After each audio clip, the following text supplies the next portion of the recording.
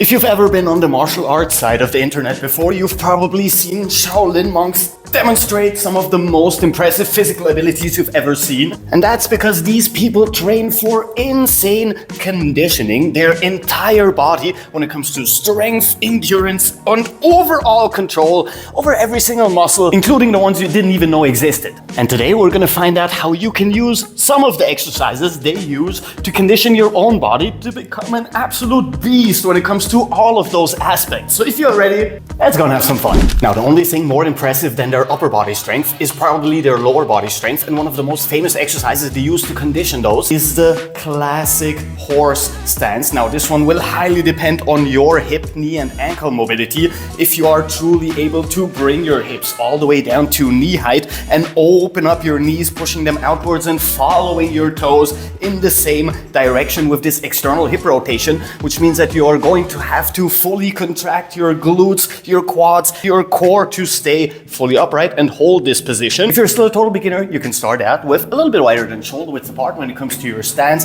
and lower from here. Over time, however, you want to actively open up one level after another, opening your hips, pushing your knees out, and holding this position for as long as you can. And to make sure that you are stable and hitting full depth, you can use any sort of stick and place it right here on your quads or at your hip crease and just hold it from here. This way you're always assured that you are hitting full depth and holding the right position. Just be sure to keep your back fully extended, which means that you also have to be flexing your spinal erectors, or else you're gonna start slouching, which is an absolute no-no. If you want a true challenge, try holding this for a couple of minutes, and if you are not shaking by the end of it, you are probably stronger than most people around. Now, a majority of this conditioning is not just about strength, but about flexibility as well, which is necessary not only for all kinds of kicks, but also for a lot of positions. And while the pike pose or forward fold is amazing at working on your posterior chain flexibility, working with a wider stance can add the benefit of opening up our hips and working on our adductors as well by folding forward from here. Keep your feet fully parallel, keep your legs completely extended,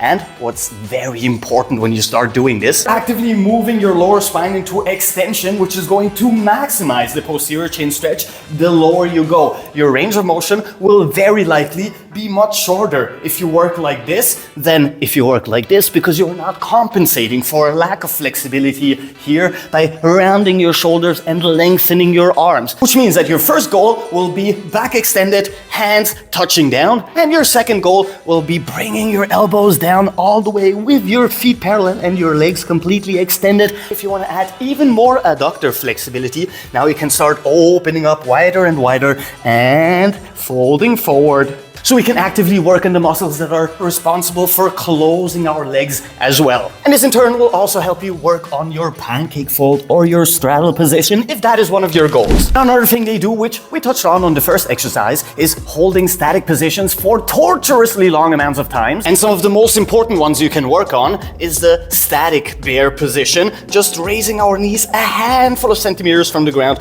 and holding with our arms extended, lengthening our shoulders, flexing our chest. The classic plank position, which at this point should be very easy to master for you. A lateral plank position, so we can work a lot more on our obliques and pushing our hips up actively, requiring even more balance in this position. Adding hand conditioning by working on our fists, on our fingertips, and removing one finger after another, after another, after another, to strengthen our tendons and ligaments in our joints. But with that, be very careful, because your tendons and ligaments will take a longer time to get used to the load than your muscles, and if you overdo it, you are definitely going to hurt yourself, so slow it down. And then, of course, to maximize our planks, you can work on a progression where you start elongating your body more and more and more until you come very close to the floor, and working on a Lillian plank for as long as you can hold it. Take a short break and repeat for another round, and another round, and another round, and another round. They're also very famous for their impeccable ability to balance on a single foot and hold that position for basically the whole day if they have to. But the good thing about that is that this is one of the easiest exercises to start working on, Because wherever you are, if you're in the kitchen cooking or if you're just standing around, you can just start by raising one foot from the floor and holding this position for longer and longer periods until you get fully used to standing on one foot. And of course, don't forget to switch it up, left side, right side. Once you start feeling really comfortable standing on a single foot, you can start adding some of the easiest exercises, like folding forward with an extended back and reversing again, working a lot on your core and your stabilization. And once you feel comfortable with that as well, you can start adding resistance with the first level, just holding one weight on one side and of course switching to the other side, so we can start activating all of our core musculature and our entire body stabilizers. And the same goes for working with the weights in movements where we go around our body, which is going to require even more stabilization and even more control. Over time, those exercises will become very easy for you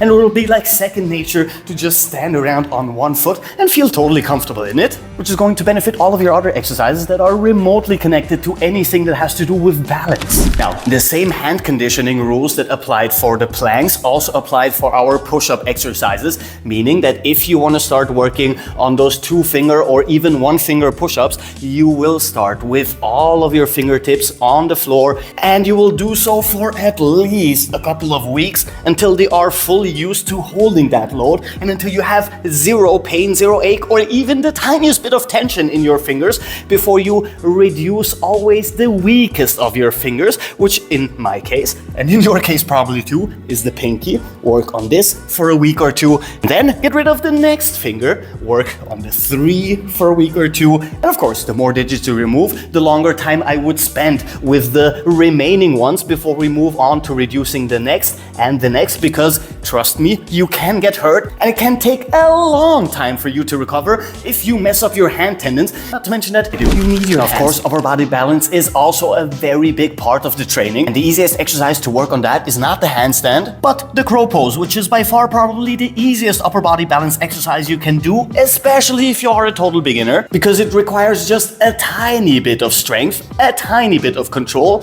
and a little bit of flexibility in our posterior chain, which we already worked on. So you should have no problem getting into this deep squat position. Place both of your hands on the floor and open up your fingers as wide as possible for maximum surface area. Move onto your tiptoes and push your shoulders forward until they are above your hands. And now that's very important. Move into external rotation in both of your shoulders, which means that you're going to turn your elbows backwards, just like so. Lock in, bend in your elbows, and from here, it's all about slowing the movement down. Move inch by inch by inch, and as soon as your feet start leaving the ground, you can hold it here. You can also pull your feet in, and once you have more control in this position, start pulling in your chin and tucking your head so you're not in that weird ass neck extension. Play around with this exercise a little bit. It is a lot of fun to get into it, and once you have mastered it, a whole new world of upper body balance exercises will open up to you, including some of the other beginner exercises like the crane or the extended crane.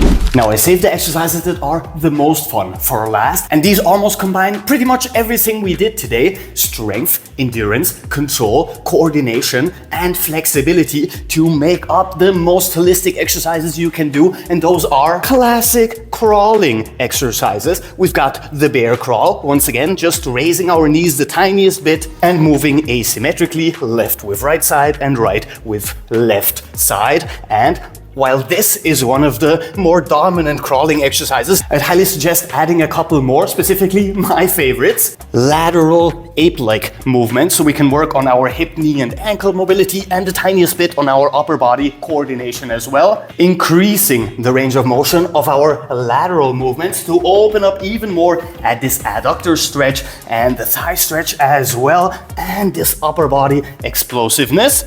One side and of course other side, so we have the coordination to do both directions. And very similar to the bear, but our upper body a little bit more upright, we have more frontal ape-like movement patterns, like so, requiring an insane amount of strength in our quads and our hip flexors, and moving backwards will help us work on even more coordination. And ape-like movements where our hips are at shoulder height or a tiny bit above them with our legs still bent, so you have a little bit more upper body dominant work. Putting those together playing around with them, mixing and matching, and even moving from one fluently into the other is a lot of fun and will help you build a solid foundation of all of the aspects we've been working on today.